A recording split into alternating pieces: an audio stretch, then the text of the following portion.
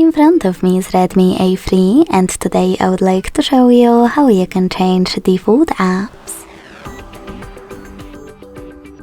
Begin by downloading your new defaults. I already did that, so I can go into devices settings right away. In those settings, click on apps, scroll down and tap on default apps. Now tap on one of those sections that you wish to manage, in my case browser app. Then click on your new downloaded one that you wish to apply, and when you finished, go back.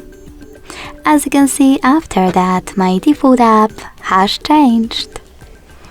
Thanks so much for watching. If you enjoyed this video, don't forget to leave a like, comment and subscribe.